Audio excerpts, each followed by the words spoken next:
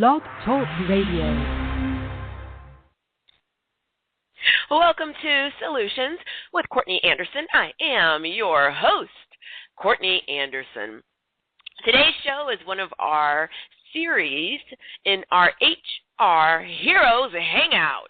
And of course, our HR Heroes Hangout is for all of our HR, that's human resources, heroes out around the world fighting for fantastic work environments and organizational cultures, doing everything that they can to enhance hiring efficiencies and retention, and wake up every day just gleeful with the opportunities that they have to get out into the world and to be part of one of the most powerful and profound forces in all of our lives, assisting us as individuals and organizations to surpass their goals. Our HR heroes really are, as we share in the series description in our show notes, these are unsung heroes, and they are out there doing everything that they possibly can on the ground in every corner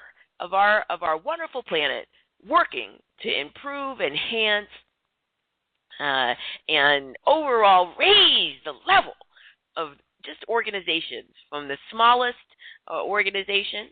And I want to mention this. Sometimes we think of HR and we think, well, hey, look, my job title is not HR. But if we're a very small organization, we're an entrepreneur, we're in HR because we do so many of the tasks that the HR field handles. And of course, HR is everything having to do with sort of our human investments. Finding and building relationships with people, so that ideally we've created almost sort of like an ideal marriage where the organization and the individuals, we sort of come together, we have shared values, we're focusing our energies on goals, we're pooling our resources, we have fantastic communication, there's a foundation of respect. I mean, it when it works, it works. And so just because your title might not be HR, maybe you're thinking, hey, I'm an entrepreneur. Hey, I'm a small business owner. You know what? If you're handling anything to do with hiring, with assessment, with feedback for team members, with compensation, then you're dealing with HR. And if you're dealing with anything about sort of managing relationships with your team, you know, can't we all get along? Then you're dealing with HR. So you're an HR hero too. Our topic for this episode is make your managers and executives HR fans and supporters. So the concept here of this episode is, especially when we start to get larger organizations. So even if you have, 10 people in an organization, 20 people, 50 people, you start to sort of see a breakdown between what people coin HR and sort of what everybody else is doing, what they tend to think of as the business focus or the organizational unit focus. So whether you're an HR, a department or unit, and you're one person, and you're responsible for everything from, hey, do we have any applications, or how do we interview people, and what should we pay people, and, did we get that paperwork filled out correctly that the government requires, or you're a very large unit and organization within a substantial sized organization when you've got, hundreds or, thousands of people that are working in your HR unit. That doesn't matter. This is a situation, size doesn't matter.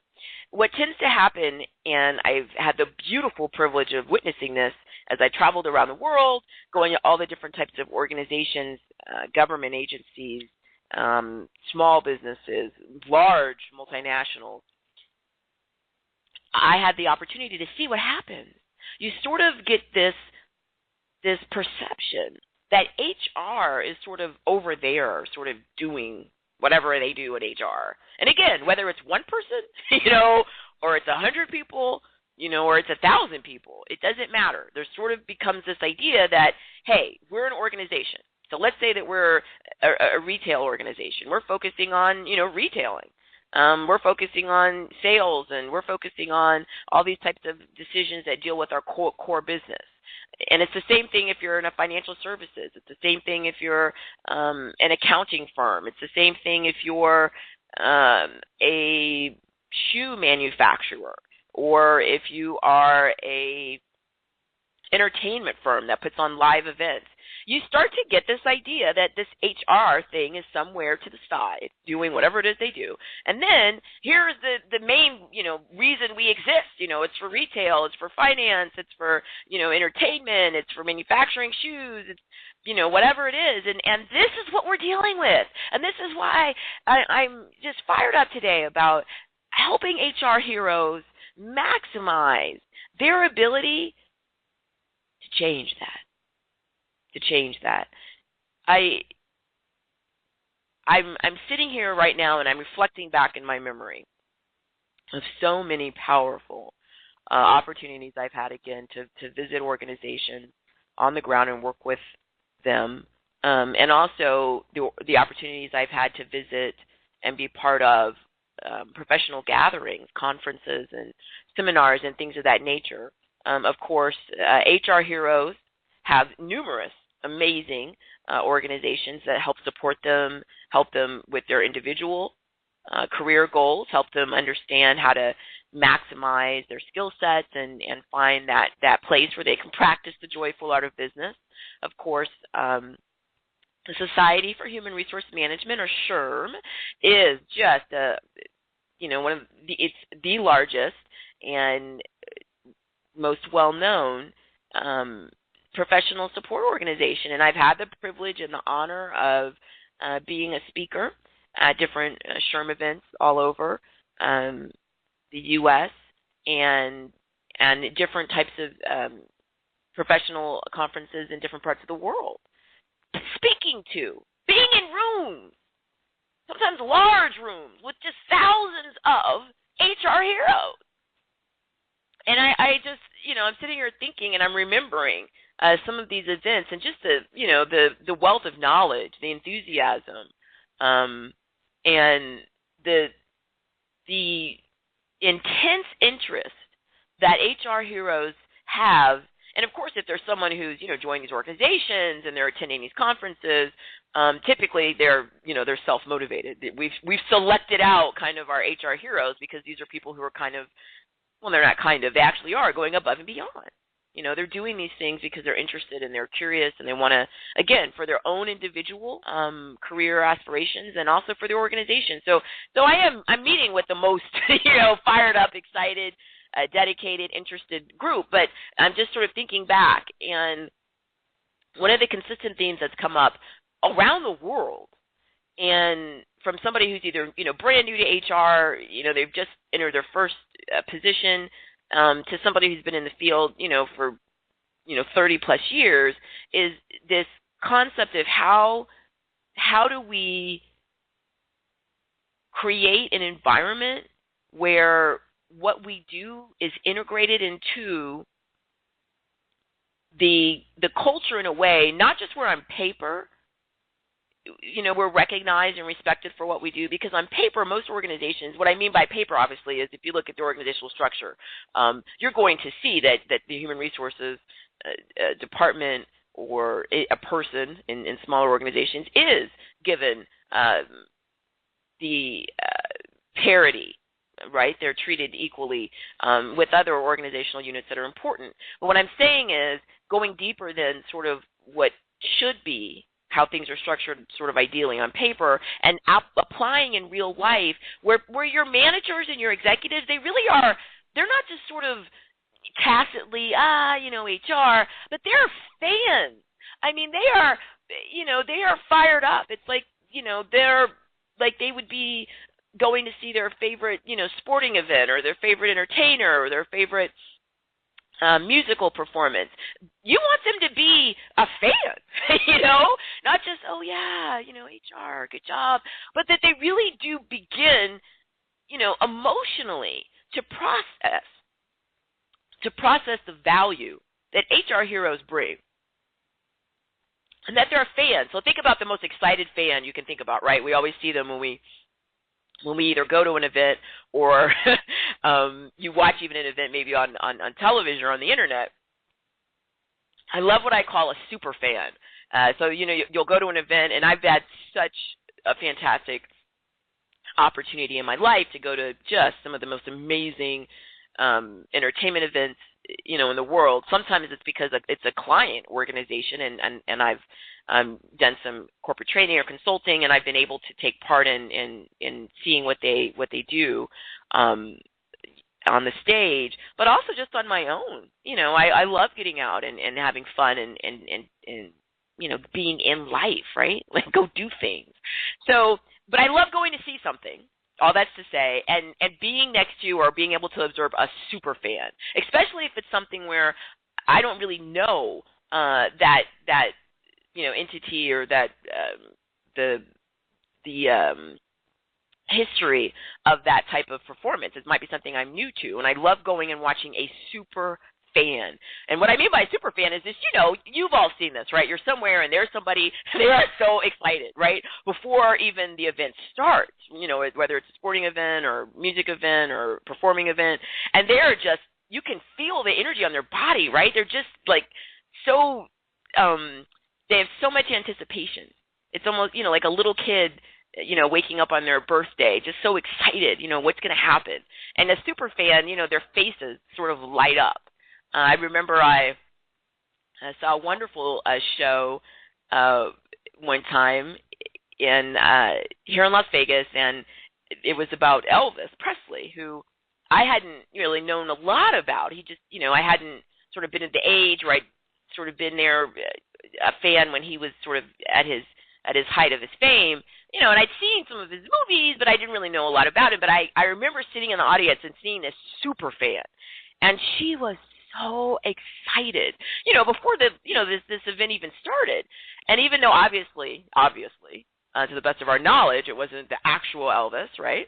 Although that's always a rumor, that Elvis is still alive, in a physical sense. Of course, Elvis's music always lived. But I was watching her, and so there were people sort of interpreting Elvis's, talent, and then they had actual, some footage of Elvis actually performing himself, and she was so excited. I mean, just a smile and her energy and excitement, and it made me excited. I love a super fan.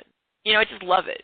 And even if it's something I don't know anything about, it's a cricket match, and and I'm in Australia, and I really don't know a lot about cricket. I just want to see that super fan because it makes me more. I share vicariously the thrill they have. All that's to say, that's the level of what we're aiming for. Not necessarily that we're going to walk into work and people are going to sort of just break out in, applause. Woo, HR heroes, you're here. But what I'm saying is, to begin to have the ability to leverage financial resources, which is a lot of what happens with HR heroes, you need the ability to invest in the people and tools that you need to achieve the optimal hiring, employee retention, compensation, legal compliance.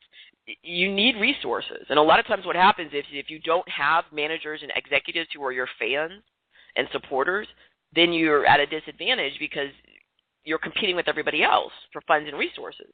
And I think what I've witnessed is some people who are, I think, looking too narrowly in this area, they'll sort of come from this perspective. Hey, they'll say, look, we're in HR, I'm the HR, person or the HR leader, and you have to give us X amount of dollars or resources because these are requirements. You sort of fall back on this argument to executives or managers. I need your time or dollars or budget resources because I have to do this, right? It's a federal law, it's a state law, it's a municipality, and so there's, that's my excuse. And I, of course, that's a reality and it's true. But my argument is that I think that if we aim for a different outcome, meaning that I want someone to be a fan and a supporter, I want them to understand why why this is important and exciting. And I don't need them to join, the HR professional groups. I don't need them to come to our fun conferences. I don't need them to devote their lives to this when they're, focused on other aspects of the organization. But you do need, I think, to think differently, because when you're looking at surpassing your goals, you can meet your goals with the argument you have to do this, and showing them, hey, here's the requirement, here's what I need to make this happen. If you don't do this, it's a violation of the law, and there are going to be all these horrible consequences. That's a valid argument. Again, it's part of your toolkit, but I don't think it should be your only tool, and I also don't think it should be the first thing you go with. My argument in this episode, and we're going to do another follow-up episode focusing on how do you make your team members HR fans and supporters, which is a totally different situation. But when you're looking at your managers and executives, instead of having to just sort of run right to, hey, here's what I need at a bare minimum, here's what's required, if you don't give this to me and I don't have the resources to comply, here are all the horrible things that will happen to us, legally, bad media, et cetera, et cetera. Okay. My argument is, why don't we look at this and say, what does an HR hero bring? And you want the managers and executives to understand this isn't some sort of, administrative, requirement, mandatory HR. So much of what HR heroes do, it's not the mandatory. And in fact, every organization in every single sector of every organization has bare minimum legal requirements. We all do as individuals in any society, right? There are criminal laws that we're not supposed to violate just on our own. And I think sometimes there's a perception of, hey, the HR department is just over there doing these sort of functional tasks, and they're not necessarily adding either to our financial outcomes directly or to our organizational goals if we're not a for-profit entity. And I just don't concur with that, because, look, the real meat of what human resources is doing is, look, we need to get stuff done, right? And we need some kind of people and some kind of resources to do stuff. Even if you're a solo one-person business, you still have to have HR, because you have to manage yourself. You have to manage any, vendors or contractors that you use. You have to figure out what kind of, software or computer or, you have to figure out, there's so many hours in a day, I need to get this stuff done. How can I get it done? Get it done right the first time, be joyful and have balance in my entire life, and exceed the expectations of my clients or customers. So we all have human resources. It's not something shunted to the sort of periphery of what the real organization does. It isn't. It's in every part of it. Every single person that's at the organization is part of HR, because they all were hired. If they're still working there, there's a retention issue that they, for some reason, they're choosing to stay. They're being paid, and if they're not being paid in funds, maybe they're volunteer staff or interns or are being paid with, school credit. They're still receiving a return on their investment. So I'm striving for HR heroes to begin to redefine their relationship within organizations. And this concept of making your managers and your executives of your organization your fans and supporters, it really is changing the tenor and the entire tone, where not just, oh, yeah, you got to go to HR and fill out a form. HR, did you go over there and sign the paperwork? And it's some sort of a drudgery. And when that happens, when that's the perception, then you have the financial challenges I mentioned earlier, where HR feels like they're not able to get the optimum resources in terms of, budget or staff or tools, software, computers, whatnot, because, people aren't fans. And they sort of say, well, what's the bare minimum lowest amount I can give you to do the bare minimum to meet whatever these requirements are? And that's what you get. They're not fans. They're just sort of like, I have to do this, so I'll go ahead and do it, but I don't really want to. You also start to get a ton of problems with all of the things that HR needs to do. So HR is supposed to be this fantastic subject matter expert entity. Again, it can be one person, it can be a huge department. And they're multifunctional, right? So they're typically they're trying to do a lot of different things. They're trying to sort of onboard people. They're trying to keep people who are on board happy, keep great performers, create a culture of high-level communication so that we have very few interpersonal conflicts, which result in a lot of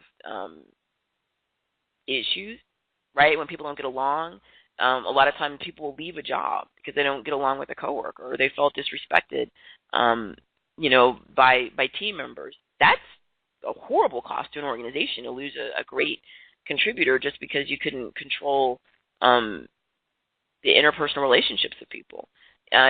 So you also begin to look at consequences of your people who aren't surrounded by somewhat equal performers, and they burn out. You put one person who's really super great, and you put them in a department, and then they carry the workload of 10 people or 20 people or more, and at some point they break. They just can't keep it up. And it's unfair to them, and they become angry because they feel like I'm doing 10 people's jobs, but I'm only paid one person's job. And these other people whose job I'm actually doing, they're getting paid, the same or more than I am. It's just unsustainable. And so what tends to happen is when you don't have fans and supporters, you don't get the financial and budget resources that you need, and then you're unable to get out there and be proactive. HR is supposed to prevent problems. It's not supposed to wait until something happens and then just react. Uh-oh, something horrible happened. Come fill out a form. Go to HR. No, I'm supposed to be setting this up the right way so that I'm preventing issues all along. And I'm monitoring what's happening, with employee engagement. I'm looking constantly to see how can we become an organization that's more cohesive, with people who want to be here, who are engaged and enthusiastic and contributing to their internal team members and contributing to our external customers and clients. And this is a job that you're doing all the time if it's done correctly. And our HR heroes are doing it correctly, right? We're not sort of sitting somewhere, waiting. Oh, my goodness, someone came to HR. What? Oh, there was a fist fight in your department.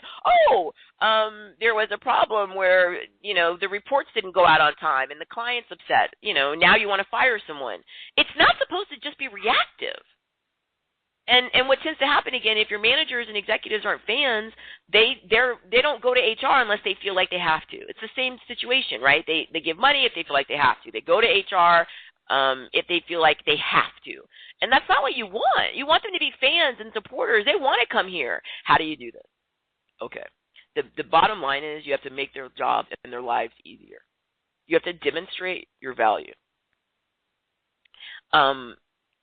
I've seen some organizations where we don't really have HR heroes, and what you get is an HR department where people who are not passionate and excited. They don't look at the sort of holistic big picture. They're not able to be passionate and engaged, and so they themselves begin to view the whole entity as sort of this administrative function, right? You come here, you fill out a form when you get hired. Did you bring us your paperwork showing that you have the right to work here, or whatever the other legal requirements are depending on where you live? Did you fill out paperwork showing us, if you're going to do direct deposit?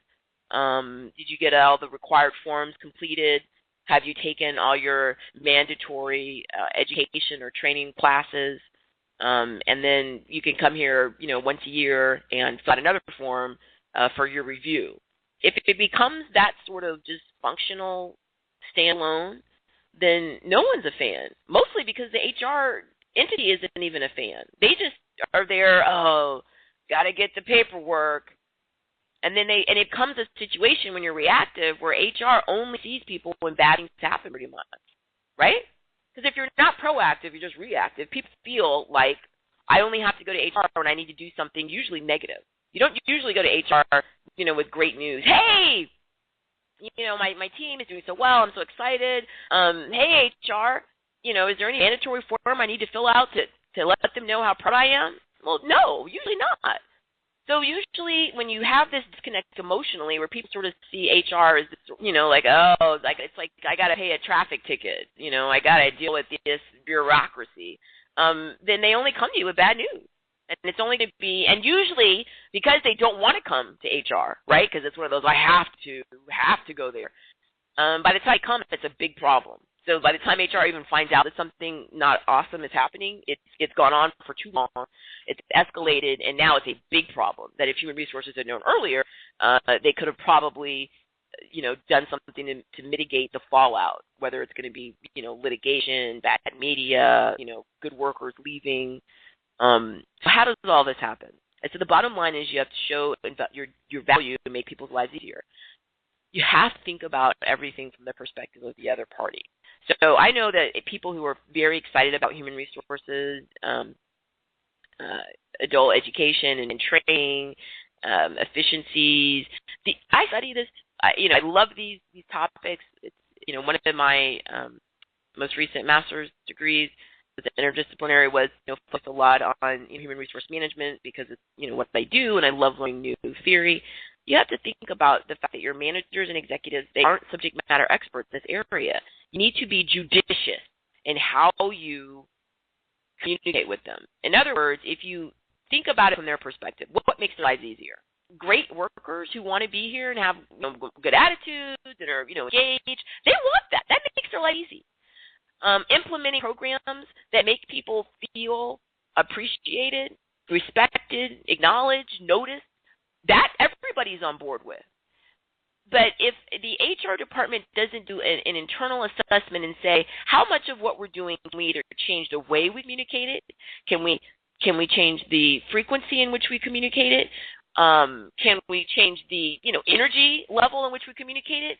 Can make a big difference. In other words, if human resources is perceived as this entity that churns out, quote, useless emails all the time, hey, manager, you didn't do this, and executive, we need this, and please look at this attached, 74-page report on why. You take something that's special and fabulous that actually your managers and executives want to be fans. They want the same thing. They want their lives to be easy. I want to hire great people. I want to keep great people. I want to have low-stress days where I'm not dealing with a lot of interpersonal conflict, but I'm able to deal with the meat of the business, the exciting things that make me happy. I want to make sure that if someone comes on board and they don't want to be part of our entity, that they don't stay here and sort of poison the environment and run away good people. But how is HR communicating things? How are you setting up your communication? Is it something where people aren't excited to read your emails, excited to come to your meetings, excited to attend your programs? Is it something where people dread it? Is it a situation when people hear from HR, oh, HR, we have to go to training, education program, oh, it's so boring. Then don't make it boring. Why is it boring? This is something everybody who's a subject matter expert in any field struggles with. You love this area, so you're excited. You want to share all the details and knowledge. I'm like that about a lot of different areas, right? Law, many aspects of business. But I have to calibrate what I'm doing to the audience. They're not going to have the same level of interest. Do they have some similar goals that if I work backwards from what's important to them and change the way that I communicate and provide something that's engaging and interesting and that they can see the immediate value, and I'm judicious in my time, meaning, do you need that many communiques? Or can you have a situation set up where you only are asking for people's time when it's urgent? And not everything's urgent. An HR hero understands this. People are going to be fans and supporters when they get that tingle and that excitement. How does this make my life better?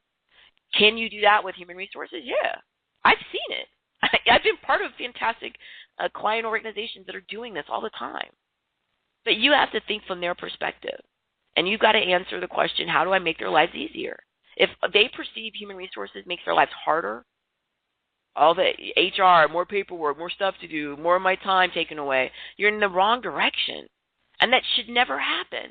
Your goal is to make their lives easier. How you do that, how you communicate that, how you create passionate, engaging opportunities to show them your value, that's what we're doing on this show and all the other programs that we put together. So thank you for joining me. As always, you can come to CourtneyAnderson.com.